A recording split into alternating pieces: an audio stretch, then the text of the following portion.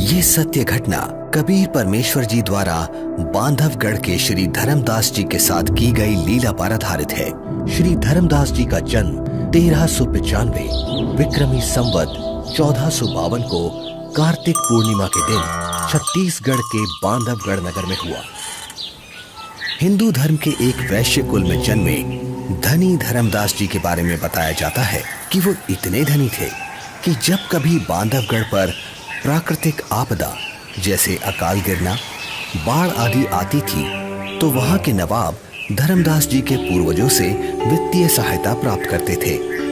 आदरणीय धर्मदास जी इतने धनवान होने के बावजूद भी उनकी बचपन से ही भगवान में अपार श्रद्धा थी, जिसके लिए वो हिंदू धर्म में प्रचलित सभी पूजा भी करते थे और श्री रूपदास जी नाम के एक वैष्णव संत से दीक्षा भी ले रखी थी। अपने गुरुदेव के बताए अनुसार वो नित्य गीता जी का पाठ करते, शालिग्राम की पूजा करते, एकादशी का व्रत करते और श्राद्ध इत्यादि भी करते थे। जब धर्मदास जी वृद्धावस्था की दहलीज पर आ गए तो उन्होंने अपनी पत्नी से तीर्थों की यात्रा करने की बात कही। आमिनी। जी स्वामी। गुरुदेव ने कहा है कि मुक्ति पाने के लिए 68 तीर्थों की यात्रा जरूर करनी चाहिए, इसीलिए मैं कल तीर्थ यात्रा पर निकल रहा हूँ। मेरे जाने की तैयारी कर देना, यात्रा के लिए जरूरी सामान बांध देना। ठीक है स्वामी। आमिनी, तुम अपना ख्याल रखना। जी, आप भी अपना ध्यान रखना।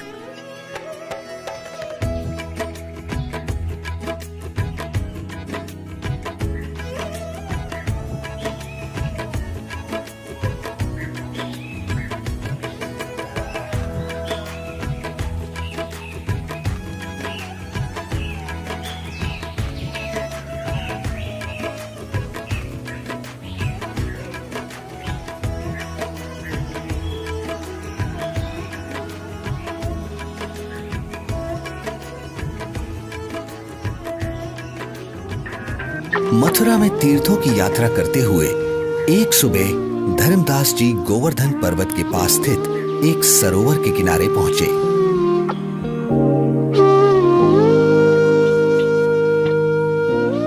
वैसे तो सरोवर का पानी बहुत ही गंदा था, फिर भी वे सरोवर में उतर जाते हैं क्योंकि कहा जाता था कि उसमें नहाने से स्वर्ग मिलता है। इसलिए धर्मदास जी ने उसमें स्नान किया और फिर अपने ठाकुर जी की पूजा करने लगे। तभी वहां सर्वसृष्टि रचनहार कबीर देव जी काशी शहर से आकर प्रकट होते हैं और एक मुसलमान जिंदा महात्मा का रूप बनाकर धर्मदास जी से थोड़ी ही दूरी पर आकर बैठ जाते हैं। अब धर्मदास जी पवित्र गीता जी को खोलकर उसका ऊंचे स्वर में पाठ करने लगते हैं। बहुनी में व्यतीतानि जन्मानि तव च अर्जुन तानि अहम वेद सर्वाणि न त्वम वेद परंतप। श्री भगवान बोले, हे परंतप अर्जुन, मेरे और तेरे बहुत से जन्म हो चुके हैं, उन सबको तू नहीं जानता, मैं जानता हूं। न तू एव अहम जातु न आसम न त्वम न इमे जनाधिपाः न च एव न भविष्यामः सर्वे वयम अतः परम।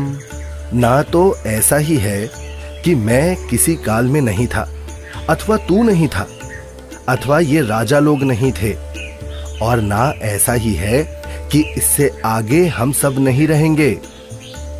वैसे तो धर्मदास जी गीता जी के केवल एक अध्याय का ही नित्य पाठ किया करते थे, किंतु आज एक मुसलमान जिंदा महात्मा को हिंदू धर्म की साधना में रुचि लेता देख और अधिक पाठ करते हैं। कुछ देर बाद जब धर्मदास जी गीता जी को बंद कर माथे पर लगाकर रखने लगते हैं, तब ये महात्मा जी, आपका ज्ञान तो बहुत ही अच्छा है। आप कौन हैं? पहले तो आपको यहाँ कभी नहीं देखा। हे भक्त, मेरा नाम धर्मदास है। मैं बांधवगढ़ का रहने वाला हूँ। मेरा जन्म वैश्य कुल में हुआ है और हम इतने शुद्ध हैं कि किसी शूद्र को अपने निकट तक नहीं आने देते, कोई जीव हिंसा नहीं करते। जीव हिंसा करना पाप है, पापी पार नहीं होता। हे महात्मा जी, फिर तो मैं बहुत ही सौभाग्यशाली हूँ जो मुझे आप जैसे महापुरुष मिले। अब धर्मदास जी कबीर परमेश्वर जी को अपनी पूजा साधना से जुड़ी हुई काफी सारी बातें बताते हैं। कबीर परमेश्वर यानी जिंदा महात्मा धर्मदास जी से पूछते हैं, हे संत जी, मैं परमात्मा के लिए भटक रहा हूँ। आपका ज्ञान सुनकर मैं गदगद हो गया। मैं आपसे नाम दीक्षा लेना चाहता हूँ। ये सुनकर धर्मदास जी मन ही मन काफी प्रसन्न होते हैं और कहते हैं, मेरे गुरु श्री रूपदास जी हैं, वही तुम्हें नाम दीक्षा दे सकते हैं। हाँ, मैं तुम्हें दीक्षा तो नहीं दे सकता, लेकिन अपने गुरुदेव के उपदेश सुना जरूर सकता हूँ। आपको ये जरूर सुनने चाहिए। हाँ हाँ, क्यों नहीं, लेकिन मेरे मन में कुछ शंका भी है महात्मा जी। शंका? जी। कैसी शंका जिंदा? पूछिए पूछिए। हे महात्मा जी, मैं जानना चाहता हूँ कि मुझे कौन सी साधना करनी चाहिए जिससे मैं खुदा को पा सकूं। अगर तुम्हें वास्तव में सच्चे अजर अमर परमात्मा की प्राप्ति करनी है तो सुनो, सबसे बड़ा महापाप होता है जीव हिंसा करना। मांसाहारी और जीव हिंसा करने वाला व्यक्ति कभी भी मोक्ष प्राप्त नहीं कर सकता। ठीक है स्वामी, मैं जीव हिंसा नहीं करूंगा। मेरे गुरुदेव श्री रूपदास श्री राम जी और श्री कृष्ण जी का नाम देते हैं, इसीलिए तुम्हें भी हरे राम हरे कृष्ण का जाप करना होगा। 68 तीर्थ करने होंगे और इसके अलावा एकादशी का व्रत, शालीग्राम पूजा यानी मूर्ति पूजा, श्राद्ध करना आदि कर्मकांड करना भी अनिवार्य है। ऐसे मुक्ति मिलती है। धर्मदास जी एक ज्ञानी की तरह कबीर प्रभु को बातें बता रहे हैं और दूसरी तरफ कबीर परमात्मा एक अनभिज्ञ श्रद्धालु की तरह अपने हाथों को जोड़े हुए धर्मदास जी की सब बातें सुनते हैं और बड़े ही विनम्र भाव से बोलते हैं, हे स्वामी, मैं कुछ और शंका समाधान चाहता हूँ, अगर आपकी आज्ञा हो तो। हाँ हाँ, क्यों नहीं, अवश्य पूछिए। स्वामी जी, ये गीता जी का ज्ञान किसने लिखा है? गीता ज्ञान तो स्वयं श्री कृष्ण जी यानी श्री विष्णु भगवान जी ने बोला है। अच्छा। हाँ स्वामी, आपके कहने से मैं अवश्य राम कृष्ण का जाप करूंगा, लेकिन क्या ये जाप गीता में कहीं लिखा है? नहीं, गीता जी में तो नहीं लिखा। पितृपूजा यानी श्राद्ध आदि कर्मकांड करने, तीर्थों पर भ्रमण करने और व्रत करने के लिए क्या गीता में कहा है? आखिर तुम कहना क्या चाहते हो? कुछ नहीं स्वामी, मैं तो बस ये समझना चाह रहा हूँ, जब गीता जी में व्रत के लिए मना किया गया है तो फिर आप एकादशी के दिन भूखे क्यों मरते हो? तुम भटक गए हो, तुम्हें इन सब साधनाओं का कोई ज्ञान नहीं है, इसलिए ऐसा बोल रहे हो। नाराज ना हो स्वामी जी, आप मेरी शंका का समाधान नहीं करेंगे तो कैसे बात बनेगी?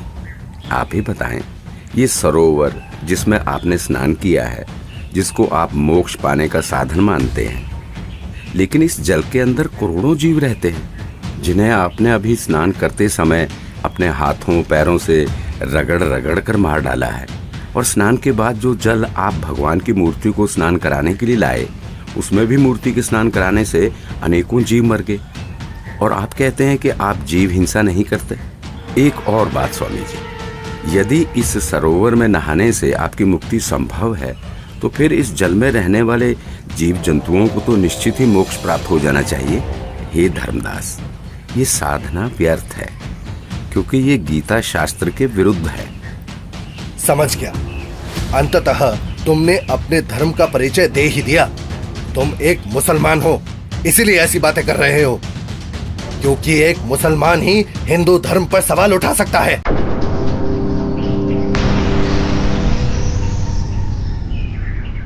अरे, ये तो गायब हो गए। लगता है ये कोई सामान्य संत नहीं थे।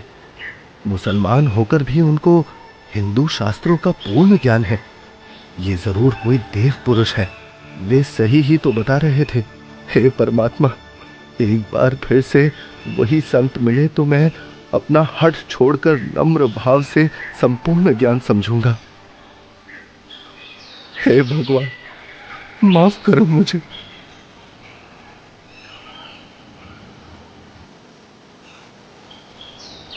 वास्तव में गीता जी में कहीं भी हरे राम हरे कृष्ण मंत्र नहीं लिखा है, अपितु पितर पूजा, भूत पूजा, देवताओं की पूजा गीता अध्याय 9 श्लोक 25 में व्यर्थ कहा है।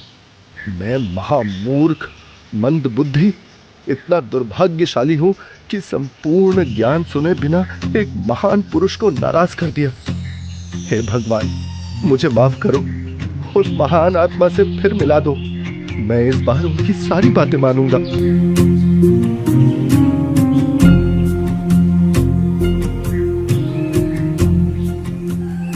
आज धर्मदास जी का मन किसी भी कर्म कांड में नहीं लग रहा था।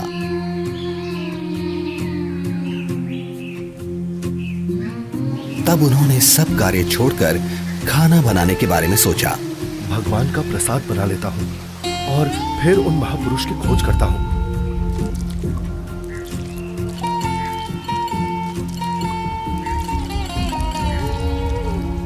हे भगवान, ये क्या अनर्थ हो गया?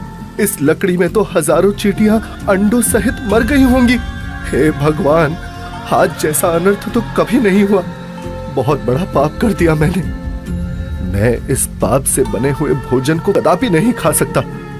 एक काम करता हूँ, इस भोजन को लेकर किसी साधु संत को खिला देता हूँ और स्वयं आज निराहार रहता हूँ, जिससे मैं पाप मुक्त हो जाऊंगा।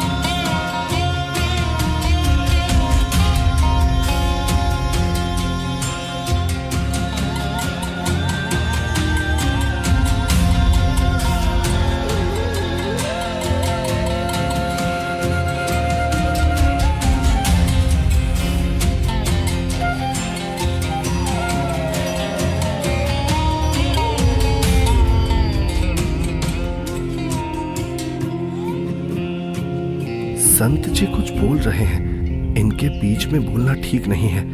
मुझे अवश्य ये सुनना चाहिए। मन तू मान सरोवर नारे, यहाँ न भटका खारे। सूरजमुखी फूल जा फूले, शंख पद्म उजियारा। गंगा यमुना मद सरस्वती, वहाँ वेणी की धारा। मन तू मान सरोवर नारे, यहाँ न भटका खारे। जहाँ कमोदनी चंद्रगता है, कमल कमल मद तूरा। अनहद नाद अजब धुन होई, जान सतगुरु पूरा। मन तू मान सरोवर नारे, यहाँ न भटका खारे। ओ गट घाट विषम है दरिया, नहावे संत सुजाना। ओ गट घाट विषम है दरिया, नहावे संत सुजाना। मोक्ष मुक्ति के पर भी ले रे, साक्षी है ससीवाना। मन तू मान सरोवर नारे, यहाँ न भटका खारे। जावा हंस कोलाहल करते हैं, मोती मुक्ता खाही। ऐसा देश हमेश हमोरे, अमृत भोजन पाही मन तू मान सरोवर नारे, यहाँ न भटका खारे। शंखों लहरे मेहर की उपजे, कर नहीं जा कोई। शंखों लहरे वहाँ मेहर की उपजे, कर नहीं जा कोई। दास गरीब अचल अविनाशी, सुख का सागर सोई मन तू मान सरोवर नारे, यहाँ न भटका खारे मन तू मान सरोवर नारे, यहाँ न भटका खारे।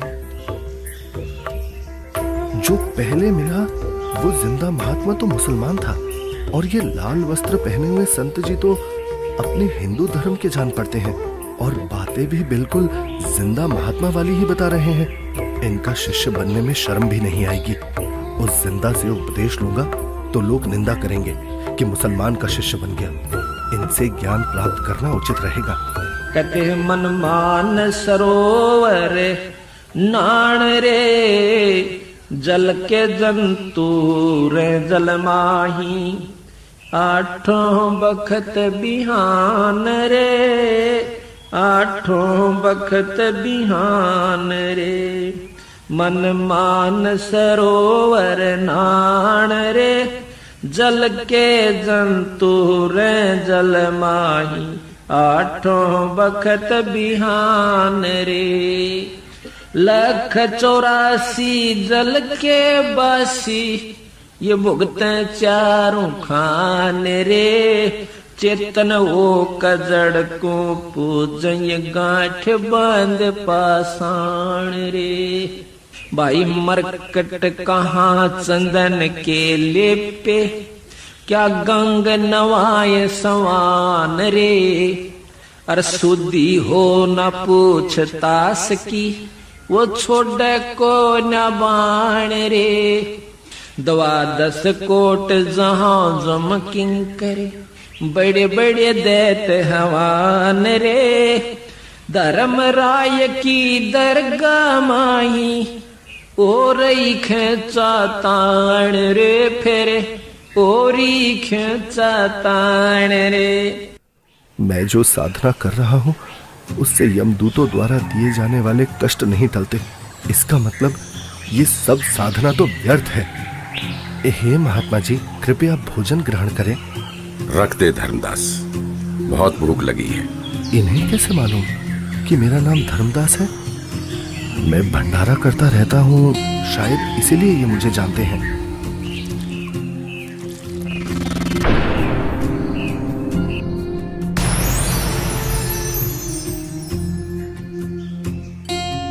आप तो वही महात्मा जी हो।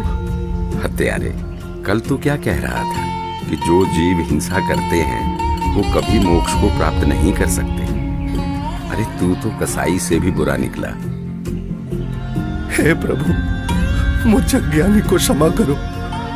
मैं कहीं का नहीं रहा जिसका कोई लाभ नहीं, और शास्त्र अनुकूल साधना किससे मिले ये आप ही बता सकते हैं।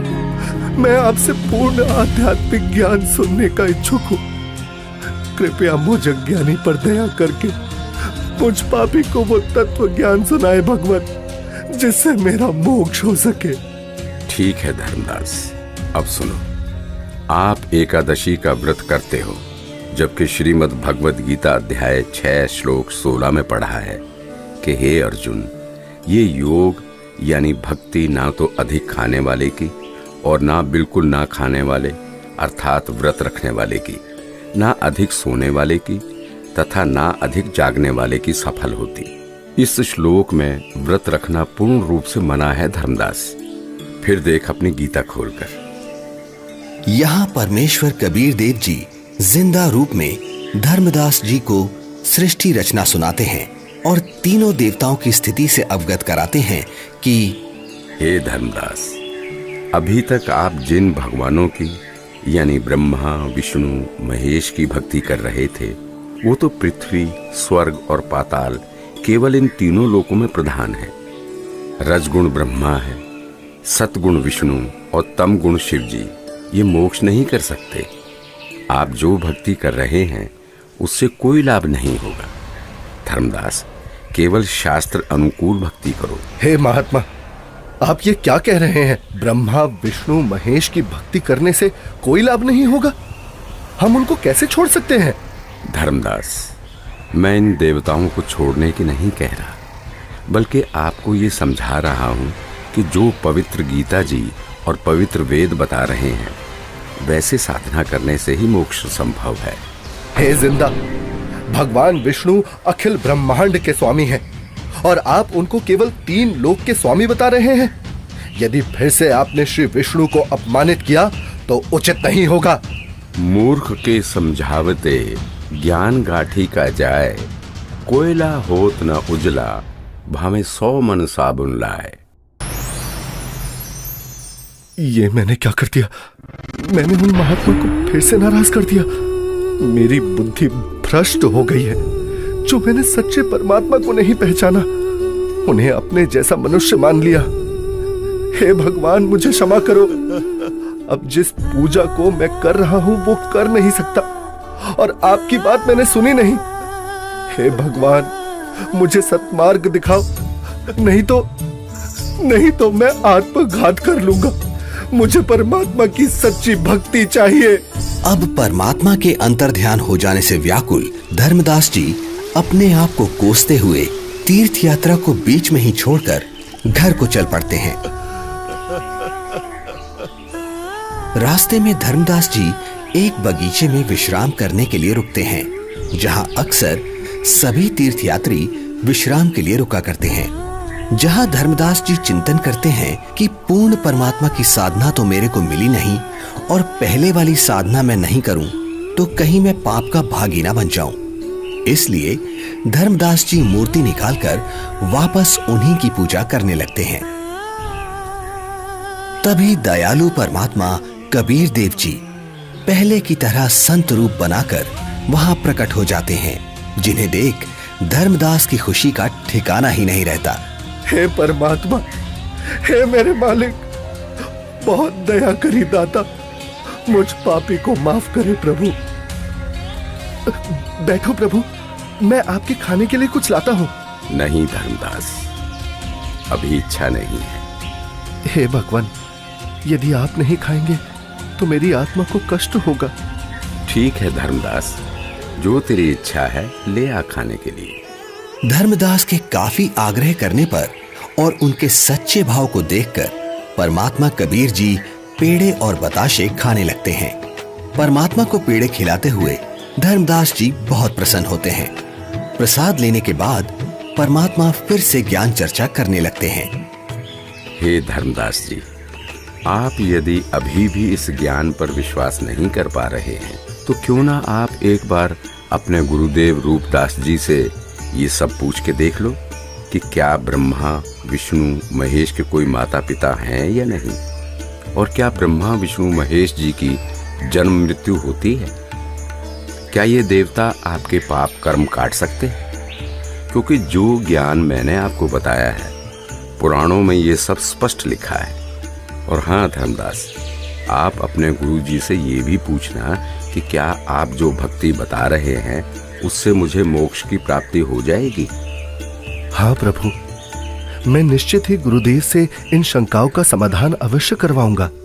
इसके बाद कबीर प्रभु वहां से चल पड़ते हैं। धर्मदास जी कबीर परमात्मा जी को बेहद व्याकुलता में एकटक देखते जा रहे हैं। प्रभु, प्रभु! लेकिन धर्मदास जी के लिए ये परिस्थिति बहुत असामान्य हो जाती है। धर्मदास जी इतना व्याकुल हो जाते हैं कि वो परमेश्वर कबीर साहिब जी को छोड़ना नहीं चाह रहे थे और पहले वाली साधना भी छोड़ना धर्मदास जी के लिए बहुत मुश्किल हो रहा था। कबीर प्रभु के जाने के बाद धर्मदास अपनी शंकाओं के समाधान के लिए अपने गुरु रूपदास जी के आश्रम की तरफ निकल पड़ते हैं।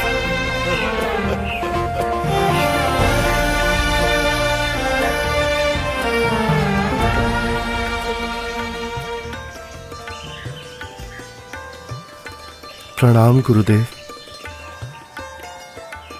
आशीर्वाद है भक्त। आओ बैठो। क्या बात है धर्मदास, बहुत व्याकुल दिख रहे हो। और आप तो तीर्थ यात्रा पर गए थे ना? गुरुदेव, मेरे मन में कुछ शंका है, कृपया उनका समाधान कीजिए। कहो धर्मदास, क्या शंका है आपकी? हे गुरुदेव, सृष्टि का रचयिता कौन है? क्या भगवान विष्णु से ऊपर भी कोई प्रभु है? वो कहाँ रहता है? उसका क्या नाम है? उसकी पूजा की विधि क्या है? और गुरुदेव, क्या आपने जो भक्ति साधना मुझे बताई है, क्या उससे मेरा मोक्ष हो जाएगा? हे धर्मदास, आज तुम ये क्या बोल रहे हो? ऐसा ज्ञान तुम्हें किसने सिखा दिया? तुम लक्ष्मी नारायण की भक्ति करो, ठाकुर जी की सेवा करो और राम कृष्ण जी का जाप करते हुए प्रतिमा पूजा करो, जिससे तुम्हारी मुक्ति हो जाएगी। तुम यात्रा पर जाओ, जगन्नाथ के दर्शन करो, गोमती, गोदावरी इन नदियों में स्नान करो, काशी जाओ, तीर्थ नहाओ, उससे ज्यादा पुण्य होता है और स्वर्ग की प्राप्ति होती है बच्चा।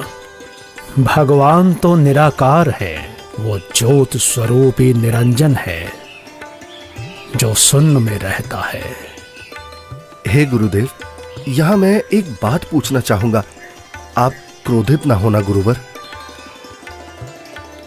हे गुरुदेव, जो ज्योत निरंजन आप बता रहे हैं, वो तो प्रतिदिन 1 लाख मानव खाता है और 1.25 लाख उत्पन्न करता है।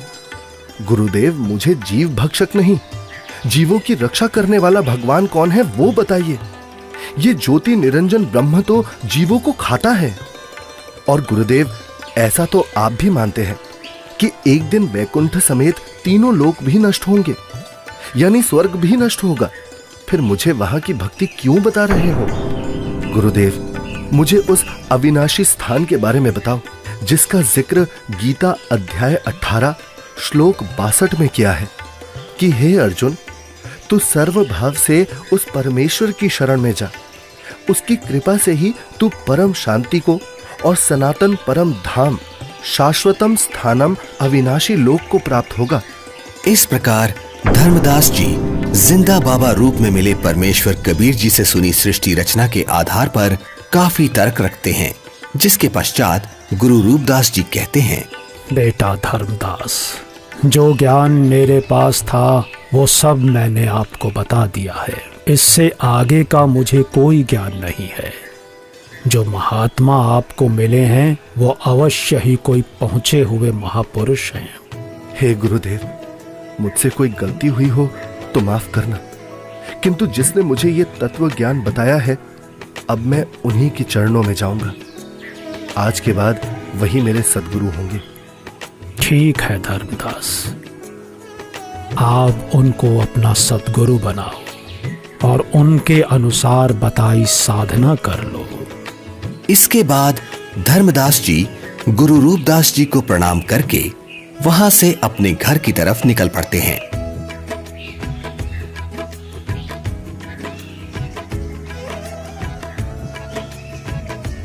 रास्ते में जाते जाते अब धर्मदास के मन में एक शंका ये भी उत्पन्न हुई कि हिंदू धर्म इतना बड़ा है, क्या किसी को गीता का यथार्थ ज्ञान नहीं होगा? अवश्य कोई ना कोई साधु महात्मा मंडलेश्वर गीता में कहे उस परमेश्वर परम अक्षर ब्रह्म के विषय में जानता होगा। इसके बाद धर्मदास कई प्रसिद्ध हिंदू संतों से मिलते हैं। सबको पहले 1 रुपया दान देते हैं ताकि संत मेरे को अपने दिल की बात गुप्त रहस्य बताएगा, क्योंकि जो भक्त अधिक दक्षिणा देता था तो संत उससे अधिक स्नेह से बात करते थे। उस समय 1 चांदी का रुपया आज के 10,000 रुपए के लगभग कीमत का होता था। सबसे पहले धर्मदास जी एक वैष्णव महामंडलेश्वर श्री ज्ञानानंद जी के पास जाते हैं, जिनका बहुत अधिक बोलबाला था। हे संत जी, क्या श्री ब्रह्मा जी, श्री विष्णु जी और श्री शिव जी के कोई माता पिता हैं? बच्चा, इनका कोई जन्म मरण नहीं होता, इसलिए माता पिता का तो सवाल ही नहीं उठता। इतना सुनकर धर्मदास जी वहां से चल पड़ते हैं।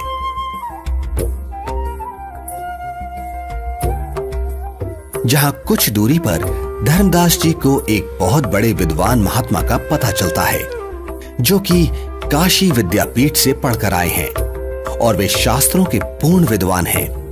धर्मदास जी महात्मा के पास जाते हैं और दक्षिणा देकर पूछते हैं, महात्मा जी, गीता जी के अध्याय 18 श्लोक 62 में भगवान श्री कृष्ण ने अपने से अन्य किस परमेश्वर की शरण में जाने को कहा है? भगवान श्री कृष्ण अर्जुन को अपनी ही शरण में जाने को कहते हैं भक्त। श्री कृष्ण जी से ऊपर कोई भगवान नहीं है। इस प्रकार धर्मदास जी बहुत से संत महंत मंडलेश्वरों के पास जाते हैं और सभी से एक जैसे ही प्रश्न करते हैं, किंतु उत्तर किसी का संतोषजनक नहीं मिलता। कोई विष्णु जी को सर्वे सर्वा बताता है तो कोई शिव जी को करता धरता और कुछ तो परमात्मा को निराकार ही बताने वाले मिल जाते हैं। हे भगवान, जीवन नष्ट हो जाता यदि मैं इन संतों से इनके ज्ञान की परीक्षा ना लेता और ये परम संत ना मिलता। यह सोच धर्मदास जी जिंदा महात्मा रूप परमेश्वर को याद करते हुए घर की ओर चल पड़ते हैं।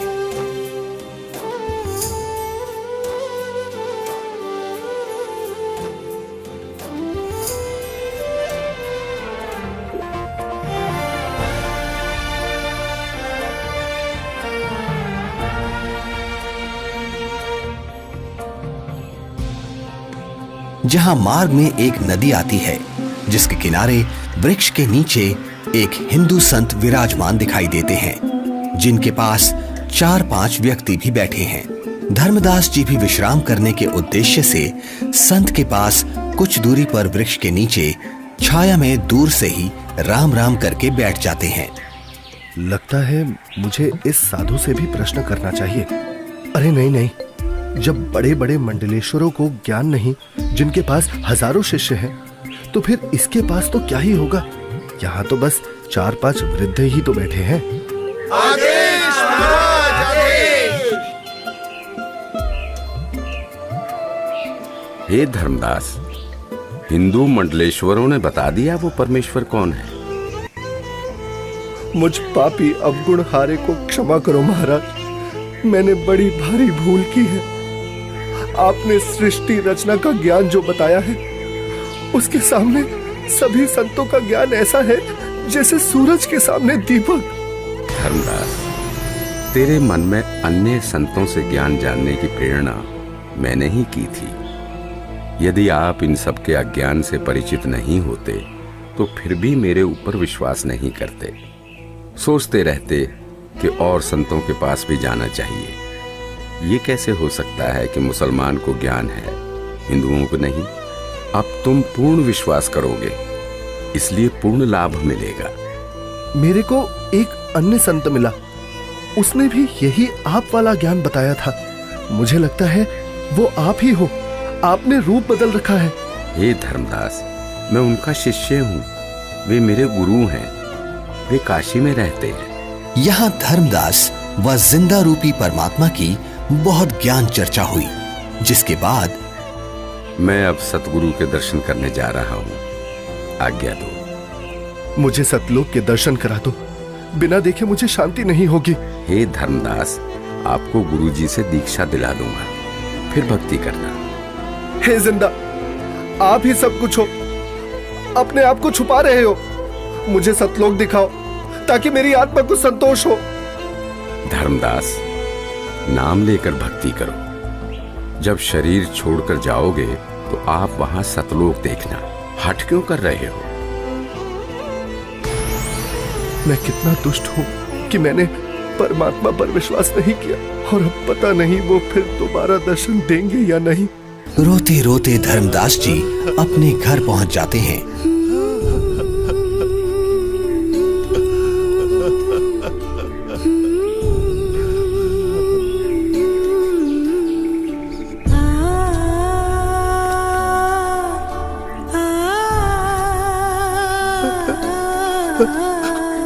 उनकी ऐसी हालत देख और यात्रा से जल्द ही वापस लौटने पर पत्नी आमनी देवी भी हैरान हो जाती है और बार बार धर्मदास जी से उनके रोने का कारण पूछती है, लेकिन धर्मदास जी उन्हें कुछ नहीं बता पाते, केवल रोते ही रहते हैं।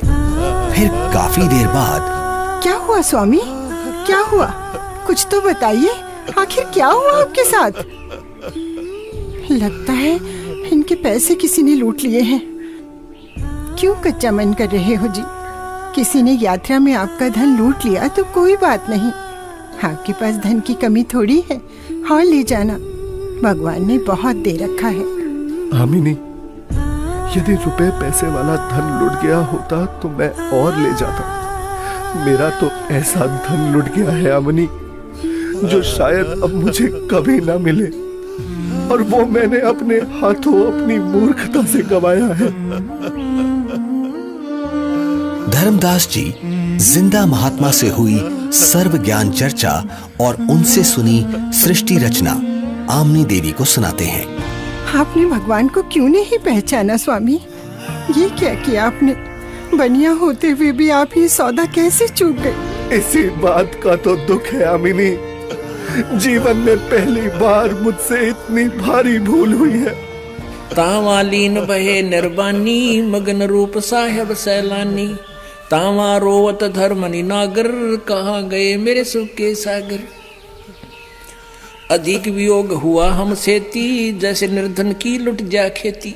कलप करे और मन में रोवे, दसों दिशा को वो मग रोवे।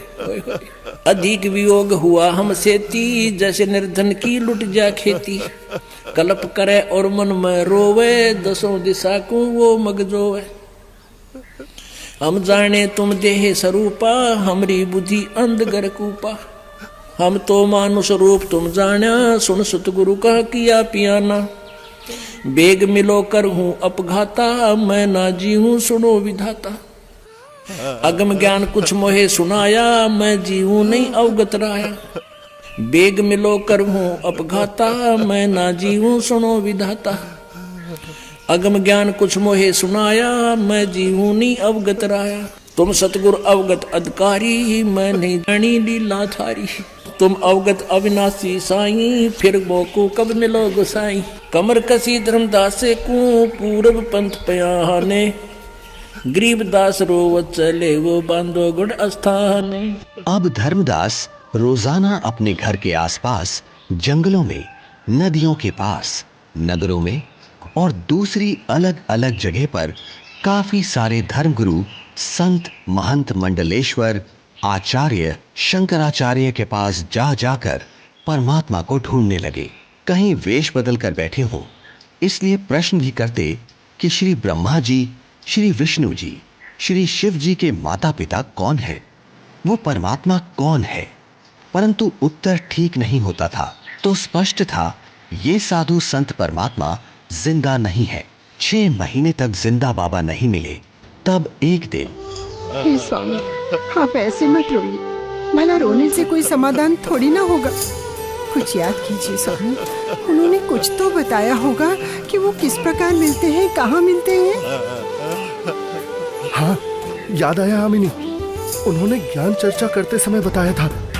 जहाँ कहीं भी धर्म भंडारे चल रहे होते हैं, मैं वहाँ जरूर उपस्थित होता हूँ और अपनी प्यारी आत्माओं को ज्ञान समझाता हूँ। धर्मदास, क्या धर्म भंडारा?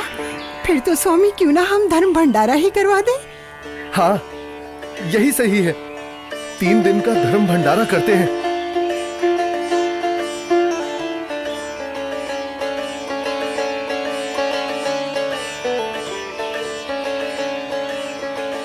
भंडारे का आयोजन शुरू हो जाता है।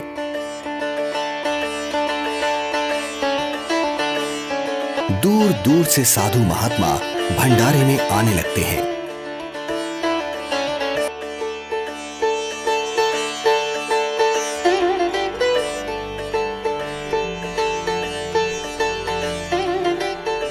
धर्मदास जी भंडारे में हर तरफ घूम घूम कर प्रत्येक संत महात्मा को बड़े ही ध्यान से देखते हैं, किंतु परमेश्वर कहीं भी उनको दिखाई नहीं देते। 2 दिन बीत जाते हैं। धर्मदास जी बहुत मायूस हो जाते हैं और एकटक रास्ते को ही निहार रहे हैं। आज वो मन ही मन संकल्प कर लेते हैं कि प्रभु, आप मुझ अपराधी को दर्शन नहीं दे रहे। हे परमात्मा, आज अगर आप नहीं मिले तो मैं आत्मघात कर लूंगा। तभी अचानक धर्मदास जी की नजर कुछ ही दूरी पर एक कदम के वृक्ष के नीचे जाती है, जहां वही पूर्ण परमात्मा कबीर परमेश्वर जी उसी जिंदा महात्मा के रूप में विराजमान होते हैं, जिन्हें देखकर तो धर्मदास जी की खुशी का ठिकाना ही नहीं है। धर्मदास परमात्मा की तरफ इस प्रकार दौड़ते हैं जैसे भूखे को भोजन और प्यासे को पानी मिल जाता है। हे परमात्मा, हे भगवान, अब मैं आपको कहीं जाने नहीं दूंगा। मेरी भूल क्षमा करो प्रभु। मैं बस आपकी ही भक्ति करना चाहता हूँ। मैं भविष्य में कोई गलती नहीं करूंगा। हे दीन दयाल, मुझ अज्ञानी को माफ कर दो। मैंने अज्ञानतावश आपको बहुत कटु वचन बोले। मुझे माफ करो परवरदिगार, मुझे माफ करो। जब धर्मदास जी ने अपनी गलती की क्षमा मांगी और कभी ऐसी गलती ना करने का बार बार वचन दिया, तब परमात्मा धर्मदास जी के घर गए।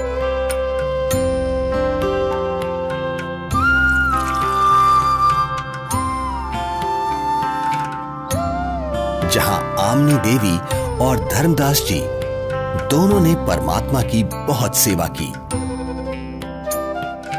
और उनसे नाम दीक्षा ली। हे प्रभु, आपका बच्चा बहुत नरम दिल का है। इतना रोया, मैं भी रुला दी। आपकी तड़फ में दिन रात रोता रहा। मैं बार बार हिम्मत हौसला दिलाती, परमात्मा अवश्य मिलेंगे। ये रोते हुए कहते, हमने अब नहीं मिलेंगे। मैंने उनको बहुत बार परेशान किया अपनी मूर्खता व अज्ञान के कारण। फिर रोने लग जाते। आपने अपने दास को इतना कष्ट नहीं देना था। बेटी, जैसे लोहे का औजार बनाने के लिए गर्म किया जाता है, फिर उस पर चोट लगाई जाती है, तब वो काम बनता है। ठंडे लोहे पर चोट काम नहीं करती, इसलिए धर्मदास को 6 महीने गर्म करना पड़ा। ये काल का वकील बना था। अब जो मैं बताऊंगा ये सब मानेगा और काम का हो जाएगा, यानी मोक्ष प्राप्त करेगा। धर्मदास, आपको वो भगवान मिला है जिसको पाने के लिए राजाओं ने राज त्याग दिए, ऋषियों ने शरीर तक गला दिए। इसलिए अब खूब भक्ति करो ताकि आप हमेशा हमेशा के लिए सतलोक के निवासी बन सको, जहां आपको इतना सुख मिलेगा जो स्वर्ग क्या महास्वर्ग में भी नहीं है। सुंदर बाग, सदाबहार फलदार वृक्ष और दूधों की नदियां बहती हैं, जहां सुंदर नर और नारी रूप में हंस आत्माएं रहती हैं। वे कभी वृद्ध नहीं होते और वहां जाने के बाद कभी मृत्यु भी नहीं होती। धर्मदास, हे महाराज, नाराज ना होना। कृपया मुझे वो अमर लोक दिखाने की मेहर करे परवरदिगार, ताकि मेरा विश्वास दृढ़ हो। आप भक्ति करो। जब शरीर त्याग कर जाओगे तो सतलोक को ही प्राप्त करोगे। धर्मदास जी के अधिक आग्रह करने पर कबीर परमेश्वर जिंदा रूप में धर्मदास जी की आत्मा को निकालकर ऊपर सतलोक में ले जाते हैं। सतलोक, जहां दरबार के द्वार पर खड़े द्वारपाल को परमेश्वर ने कहा कि धर्मदास जी को परमात्मा के दर्शन कराओ। जिंदा रूप परमात्मा पीछे से अपने सिंहासन के पास चले गए, जिसके कुछ ही देर बाद देखते ही देखते वहां पर बहुत सारे हंस तथा हंसनी इकट्ठे होकर नाचते गाते हुए धर्मदास जी को परमेश्वर के सिंहासन के पास लेकर जाते हैं, जहां परम अक्षर ब्रह्म कबीर साहिब जी, जिनके एक रोम का प्रकाश करोड़ों सूर्य और करोड़ों चंद्रमा के प्रकाश से भी कई गुना अधिक था, वो एक बहुत ही सुंदर सिंहासन पर विराजमान है। जिंदा रूप में नीचे से गए परमात्मा तख्त पर विराजमान अपने ही दूसरे स्वरूप पर चंवर करने लगते हैं, जिसे देख धर्मदास जी सोचते हैं कि जिंदा महात्मा तो परमेश्वर का सेवक है। धर्मदास जी इतना सोच ही रहे थे कि कुछ ही देर में तख्त पर विराजमान परमात्मा खड़े हो जाते हैं और जिंदा महात्मा तख्त पर विराजमान हो जाते हैं तथा तेजोमय परमात्मा जिंदा महात्मा पर चंवर करने लगते हैं, जिसे देख धर्मदास जी हैरान हो जाते हैं कि तेजोमय परमात्मा जिंदा महात्मा पर चंवर क्यों कर रहे हैं। आखिर ये जिंदा महात्मा है कौन। इतने में तेजोमय शरीर वाले परमात्मा जिंदा महात्मा के शरीर में समा जाते हैं और चंवर अपने आप होने लगता है। धर्मदास, मैं ही संपूर्ण सृष्टि का रचयिता हूं। मेरा ही नाम कबीर देव है। मैं ही चारों युगों में पृथ्वी पर प्रकट होता हूं। वर्तमान में मैं अपने वास्तविक नाम कबीर नाम से काशी नगर में प्रकट हूं, जहां एक साधारण मनुष्य की भांति लीला कर रहा हूं और जुलाहे रूप में रहता हूं। धर्मदास, काल जाल में फंसे अपने बच्चों को भक्ति का धनी बनाकर उनके इस वास्तविक घर सतलोक में वापस लाने के लिए वहां प्रकट हुआ हूं। हे सर्वसृष्टि रचनहार, मैं बहुत दुष्ट हूं। मैंने आपको कितना दुखी किया, कितना अपमानित किया। मुझे माफ कर दो परवरदिगार, मैं बहुत नीच हूं, माफ कर दो मुझे। हे परमात्मा, आपने ये इतना प्रकाशमान रूप पृथ्वी पर क्यों नहीं प्रकट किया, क्यों छुपा रखा है? हे धर्मदास, यदि इसी रूप में नीचे जाऊं तो किसी की भी आंखें इस प्रकाश को सहन नहीं कर सकती। दूसरी बात, काल ब्रह्म यानी ज्योति निरंजन का डर के मारे हाल बेहाल हो जाएगा। इसलिए काल के लोक में गुप्त रहकर जीवों को ज्ञान सुनाता हूं, उनका कल्याण करता हूं। धर्मदास, अब आप नीचे जाकर खूब भक्ति करो और वहां काल जाल में फंसे अपने सभी भाई बहनों को भी समझाओ। सत्य का गवाह बनो कि ये काशीवासी जुलाहा सर्व सृष्टि रचनहार है, सबका धारण पोषण करने वाला है। परम अक्षर ब्रह्म यानी सत्य पुरुष अविनाशी परमेश्वर है। यही वास्तव में परमात्मा है, जैसा गीता अध्याय 15 श्लोक 17 में तथा अध्याय 2 श्लोक 17 में लिखा बताया है, वह यही है। नहीं नहीं महाराज, मुझे यही रख लो, यही रख लो महाराज, मुझे यही रख लो। हमने बहुत भारी गलती की है। काल के साथ उस मृत लोक में जाकर ऐसे सुख सागर को छोड़कर अब उस नरक में मुझे नहीं जाना प्रभु, हमें यही रख लो महाराज। धर्मदास जी को रोता देख परमात्मा उनको समझाते हैं और वहीं दूसरी तरफ पृथ्वी पर धर्मदास जी को 3 दिन से अचेत देखकर घर परिवार, गांव, रिश्तेदार, मित्र प्यारे सभी इकट्ठा हो जाते हैं। कोई झाड़ फूंक करा रहा था तो कोई वैद्य से उपचार करा रहा था, किंतु किसी को आशा नहीं रही थी कि धर्मदास जी जिंदा हो जाएंगे। आमिनी देवी का भी रो रो कर बुरा हाल हो जाता है। तब तीसरे दिन परमात्मा ने धर्मदास जी की आत्मा को शरीर में प्रवेश करा दिया। धर्मदास जी अपने चारों ओर खड़े रिश्तेदारों को और पत्नी आमिनी देवी को रोता देख आश्चर्यचकित हो जाते हैं। क्या हुआ आप सभी को? आप ऐसे रो क्यों रहे हैं? हे भगवान, तेरा लाख लाख शुक्र है। क्या हुआ है आमिनी, कुछ तो बताओ। स्वामी, आप 3 दिन से अचेत थे। हम सभी को तो लग रहा था आप नहीं बचेंगे। आमिनी, वो जिंदा महात्मा ही सर्व सृष्टि के रचनहार हैं। उनके सामने ब्रह्मा, विष्णु, महेश, दुर्गा, गणेश, क्षर पुरुष, अक्षर पुरुष कुछ भी नहीं है। वही मुझे अपने सतलोक लेकर गए थे। वहां हम सभी के बड़े बड़े महल हैं, दूधों की नदियां, सदाबहार फलदार वृक्ष हैं। वहीं एक बहुत ही विशाल और भव्य सिंहासन पर पूर्ण ब्रह्म कबीर साहिब जी विराजमान हैं, जिनके एक रोमकूप के सामने करोड़ों सूर्य और चंद्रमा भी फीके हैं।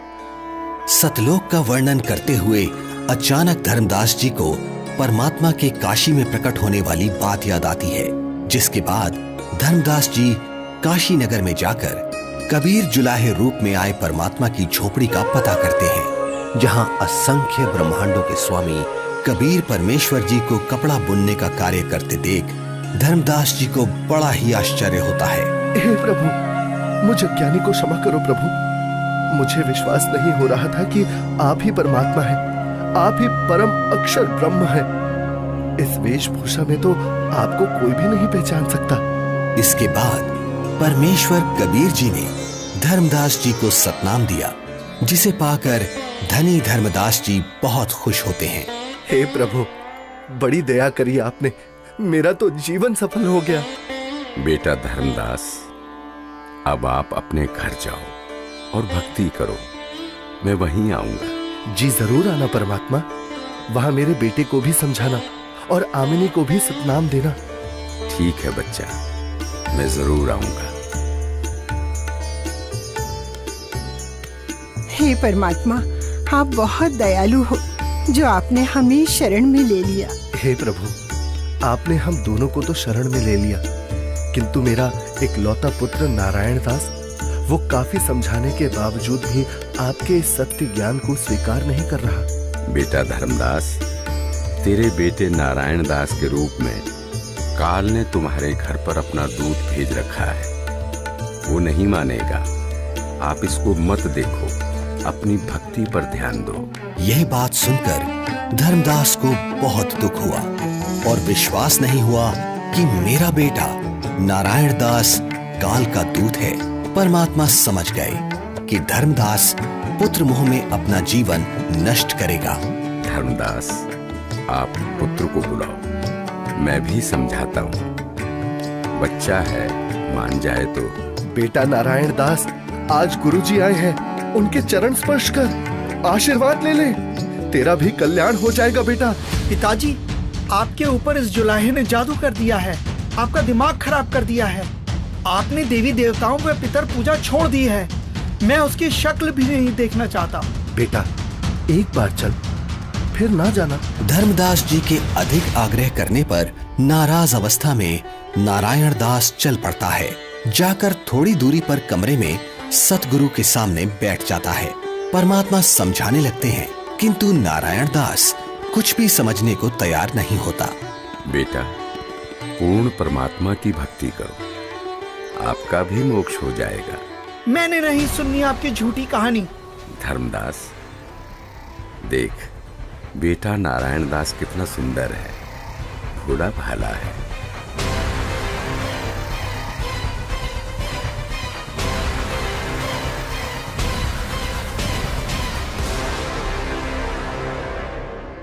बेटा नारायण दास, आप जाओ, आपको जो ठीक लगे करो। हे भगवान, मेरा वंश तो काल का वंश बन गया, दया करो दाता, अब मेरे वंश का क्या होगा? वंश का क्या करेगा बेटा, यहां से पीछा छुड़वा ले धर्मदास। धर्मदास जी का रो रो कर बुरा हाल हो जाता है। तब कबीर परमात्मा जी अपना आशीर्वाद भरा हाथ धर्मदास जी के सिर पर रखते हुए कहते हैं, ठीक है धर्मदास, तेरे घर पर मैं अपना हंस भेजूंगा। तू वंश की चिंता करता था धर्मदास, तेरा 42 पीढ़ी तक वंश चलेगा, तू चिंता मत कर। तुम्हारे घर पर एक पुत्र उत्पन्न होगा, उसका नाम चूड़ामणि रखना। इस उम्र में बच्चा? हे भगवान, ये कैसे संभव है? उधर देखो बेटा, 10वें महीने आमनी के गर्भ से तुम्हारे घर ये बेटा जन्म लेगा। धर्मदास जी को कुछ विश्वास और कुछ अविश्वास होता है, किंतु परमेश्वर की दया से आमनी देवी के गर्भ से 10वें महीने एक बच्चा पैदा होता है, जिसका नाम चूड़ामणि रखा जाता है। बड़ी दया करी दाता, जो आपकी हंस आत्मा हमारे घर आई। हे भगवान, दया करना कि मेरे वंशज आपकी भक्ति में ही लगे रहे। धर्मदास, ज्योति निरंजन अर्थात काल मेरे नाम से 12 पंथ चलाएगा और तेरे वंश वाले 6ठी पीढ़ी में जाकर मेरी बताई सत्य भक्ति को करना छोड़ देंगे। वो उन काल के चलाए नकली 12 पंथों में से जो 6ठा टकसारी पंथ होगा, उसकी साधना करना शुरू कर देंगे, जो काल में डुबोने वाली ही होगी। हे परमात्मा, दया करो अंतर्यामी, उनका उद्धार कैसे होगा? दया करो। हे धर्मदास, काल द्वारा चलाए जाने वाले 12 पंथों में 12वां पंथ का प्रवर्तक संवत 1774 में जन्म लेगा। उस पंथ समेत सब 12 पंथों के पंथी मेरी वाणी का गलत अर्थ लगाकर गलत साधना करेंगे। असंख्य जन्म तक सतलोक नहीं जा सकेंगे। उसी 12वें पंथ में हम ही प्रकट होंगे। हम गुप्त रूप से लीला करेंगे। धर्मदास, मैंने तेरे को 42 पीढ़ी तक तुम्हारा वंश कलयुग में चलने का आशीर्वाद दिया। तेरे वंश वालों का उद्धार मेरे द्वारा भेजे जाने वाले मेरे कृपा पात्र महापुरुष से होगा। जिस समय कलयुग 5505 वर्ष बीत जाएगा, तब वो महापुरुष मेरा भेजा हुआ आएगा। अर्थात उसे मुझे ही समझ, वो सारे संसार के प्राणियों का उद्धार करेगा। उस समय तेरे बिंद वाले यानी तेरी 42 पीढ़ी वाले हों या सारा संसार, जो भी उससे नाम दीक्षा लेगा उन सबकी मुक्ति हो जाएगी। मेरा आशीर्वाद है। आज वर्तमान में स्वयं कबीर परमात्मा के अवतार बंदी छोड़ सतगुरु रामपाल जी महाराज आए हुए हैं, जो कि सर्व समाज को सतभक्ति प्रदान कर रहे हैं, जिनसे नाम दीक्षा लेकर भक्ति करने से सर्व सुख व पूर्ण मोक्ष की प्राप्ति होती है। सत साहिब जी। ये अनमोल ज्ञान जगत गुरु तत्वदर्शी संत रामपाल जी महाराज के सत्संगों का अंश मात्र है।